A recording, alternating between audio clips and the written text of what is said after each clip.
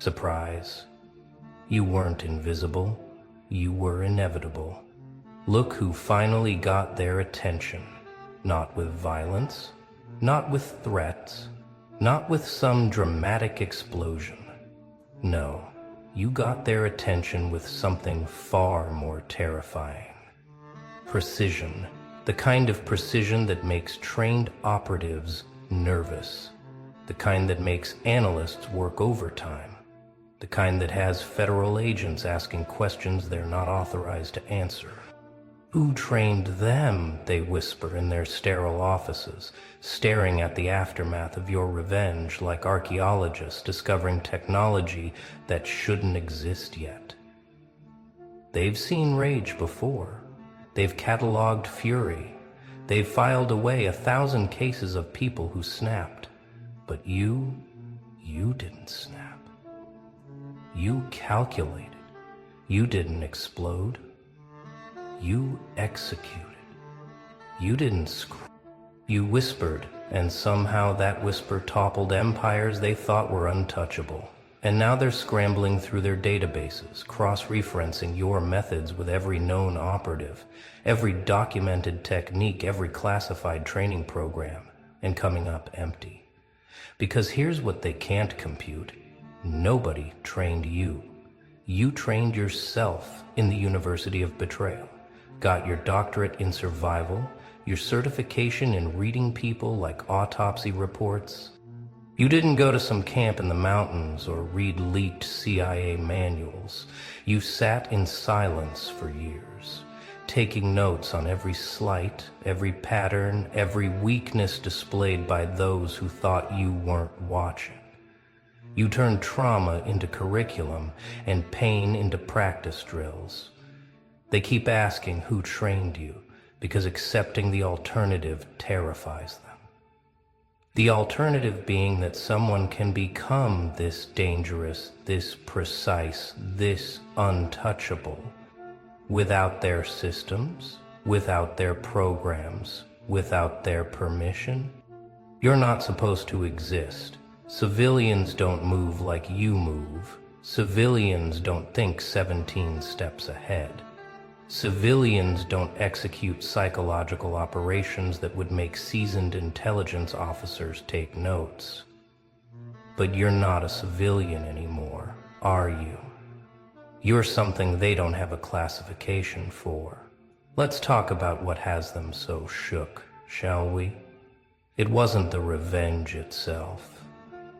They've seen revenge before, studied it, categorized it into neat little boxes, labeled crime of passion or temporary insanity. But your revenge? It was architectural. Every move calculated to create maximum impact with minimum exposure. Every step designed to be untraceable, undeniable, and absolutely surgical. You didn't just hurt those who hurt you. You dismantled them systematically, piece by piece, using their own weapons against them. The FBI has behavioral analysis units. They have predictive models. They have decades of data on how people seek revenge. Hot, messy, emotional, obvious. That's what revenge looks like in their files. But you served it at exactly 0 degrees, with the kind of patience that makes surveillance teams question their sanity. You waited not days, not months, but years, letting them get comfortable, letting them think they'd won, letting them build higher just so the fall would be that much more devastating. Your revenge didn't leave fingerprints, because you never touched anything direct. You just rearranged the circumstances, shifted the variables, whispered the right truths to the right people at the right time. You turned their allies into witnesses, their strengths into vulnerabilities, their victories into evidence. The FBI can't figure out if you're a vigilante or a ghost, a mastermind or a force of nature. They're trying to profile someone who doesn't fit any profile, because you wrote your own. What really has them losing sleep is the sophistication, You didn't just plan A to B to C. You planned for every contingency, every countermove, every possible response. You had backup plans for your backup plans, exit strategies for your exit strategies. You moved like someone who'd been doing this for decades, but their records show you're just a civilian who got pushed too far. Or at least, that's what you used to be. They're searching for your training ground, aren't they? Checking military records, scanning through special forces databases, looking for gaps in intelligence agency personnel files. They're convinced someone somewhere taught you how to move like smoke, strike like lightning, and vanish like you were never there. But they'll never find that training ground because it doesn't exist in any place they can access. It exists in every sleepless night you spent replaying scenarios, every anxiety attack that taught you to control your breathing, every betrayal that taught you to read micro-expressions. Your drill sergeants were the people who smiled while they destroyed you. Your combat training was dodging psychological warfare from people who claimed to love you. Your intelligence gathering was learning to decode lies in real time, to spot manipulation before it fully formed, to predict betrayal by the shift in someone's posture. You didn't need a black site or a classified program. Life gave you a masterclass in human behavior, and you were the only student who took perfect notes. The meditation they do in those elite programs, you learned at trying not to scream in public bathrooms.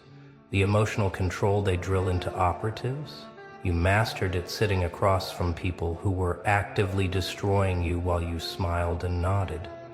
The strategic thinking they teach in war colleges, you developed it planning how to survive another day in a war nobody else could see. They want to know who trained you, because if the answer is nobody, then their entire understanding of threat assessment crumbles. It means anyone, anywhere could develop these capabilities. It means their monopoly on precision violence is an illusion. It means the next you could be brewing in any coffee shop, any office cubicle, any seemingly normal life that's actually a pressure cooker of calculated rage. Your methodology is what really has them shaking, because you didn't just execute revenge. You revolutionized it.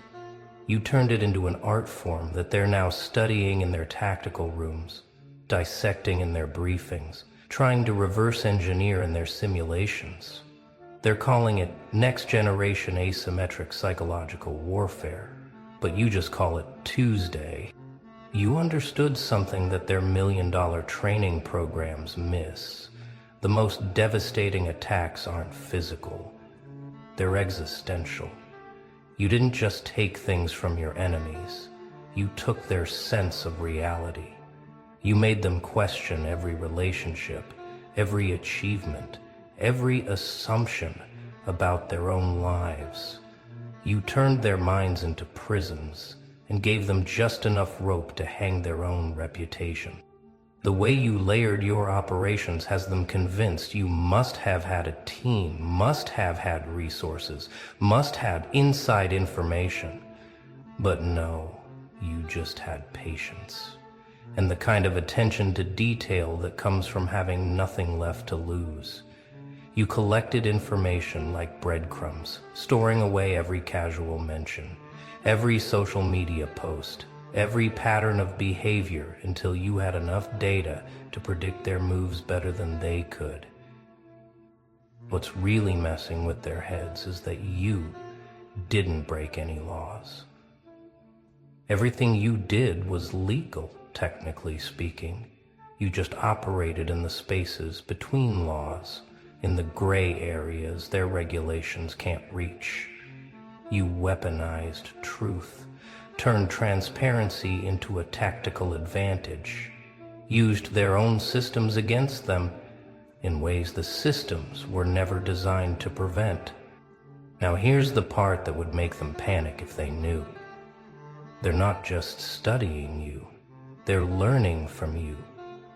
Your revenge was so elegant, so effective, that it's being quietly analyzed in rooms you'll never see by people who'll never admit you existed. They're incorporating your methods into their training, your tactics into their playbooks, your psychological approaches into their operational frameworks. You've become the ghost in their machine, the case study they can't officially acknowledge. Junior analysts are being shown sanitized versions of what you did, told it was a theoretical scenario, asked to figure out how to counter it. The problem is they can't, because you didn't use their tools or their rules. You created your own game and forced everyone else to play it. The irony is delicious, isn't it? They spent years trying to keep people like you down, controlled, manageable. They built entire systems to prevent exactly what you've become. And now they're having to admit, in the privacy of their classified briefings, that you've outplayed them at their own game. You've shown them vulnerabilities in their approach they never knew existed. They're calling in experts, consultants, trying to understand how someone with no formal training could develop capabilities that rival their best operative. The answer terrifies them more than any threat assessment. You're not unique. You're just the first one they've noticed. There could be hundreds, thousands like you, sitting quietly in their trauma, converting their pain into capability, their suffering into strategy. What keeps them up at night isn't what you've done, it's what you represent. Your evolution in real time, adaptation under extreme pressure, the human system upgrading itself without their input or control. You're proof that their monopoly on power is an illusion, that their control systems have gaps, that their predictive models are missing variables they never considered. They want to know who trained you because they need to believe there's a source they can shut down, a pipeline they can disrupt, a training camp they can raid. But you're not the product of any system they can touch. You're the product of every system that failed, every institution that betrayed its purpose, every authority that abused its power. You're what happens when someone's smart enough to see the patterns, gets tired enough to stop pretending they don't. Your revenge wasn't just precise, it was prophetic. You showed them a future where their traditional power structures don't work, where their usual methods of control fail, where individuals can develop capabilities that rival entire agencies. You're not just a person who got revenge, you're a warning shot from tomorrow, a preview of what happens when they push too many people too far. The techniques you developed, the approaches you pioneered, they're already spreading, not through formal training or secret meetings, but through something far more dangerous: inspiration. People are studying what you did, not in FBI facilities, but in their bedrooms, their coffee shops, their quiet moments of planning. You've become the unauthorized manual for the powerless, the classified document that's written in actions rather than words. Every operative has a signature, something that marks their work as distinctly theirs. The FBI has entire databases of these signatures, ways to track and identify threats based on methodology. But your signature? It's the absence of one. It's the void where patterns should be, the silence where noise was expected, the calm where chaos was predicted. You didn't leave signatures because you understood something fundamental. The best operations are the ones that look like natural consequences. Every domino that fell in your revenge looked like it fell on its own. Every revelation seemed organic. Every collapse appeared inevitable. You didn't push. You just removed the supports and let gravity do the work. This is what has their profilers pulling their hair out. They can't profile someone who doesn't exist in their framework. You're not motivated by the things they track: money, ideology, recognition. You're motivated by something they can't quantify in their spreadsheets: the need to balance the scales, not for justice, but for symmetry. You're not trying to win anything. You've already won by changing the game. They keep asking their informants, their sources, their networks, who trained them? And the silence that comes back is deafening, because the streets know something the FBI doesn't want to admit. Sometimes the best training is trauma. The best teacher is betrayal. And the best operational security is having nothing left to lose. If they really want to know where you trained, tell them this: you graduated from the Academy of Necessary Evolution. Your professors were every person who underestimated you. Your coursework was every night you stayed up planning instead of sleeping. Your final exam was executing revenge so precisely that federal agencies are taking notes.